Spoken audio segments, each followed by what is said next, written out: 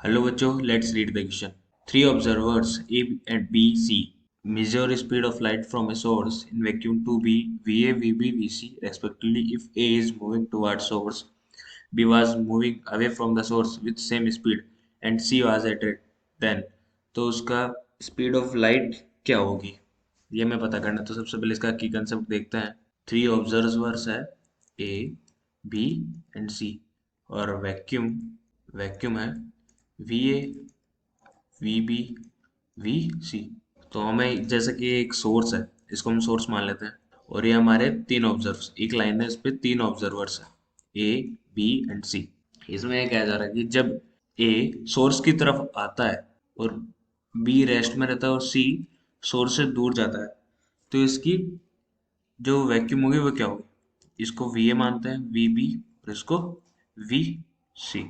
Concept ये है कि relativity states that the speed of light in vacuum will be same independent of the frame of reference.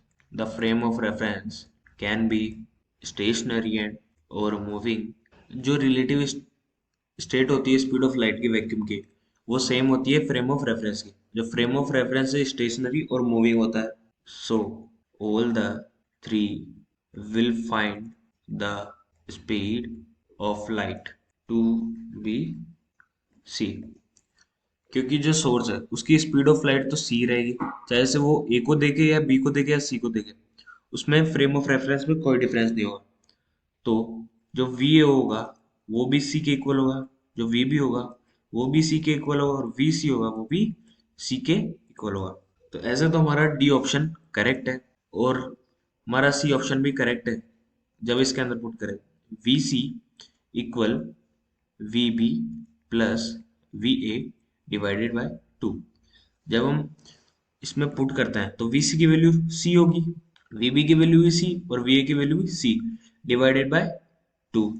इसको हम solve करेंगे तो C equal to C divide by two, two से two cancel out, C equals to C हो गया। तो ये option C and D correct है। तो I hope you understand this solution.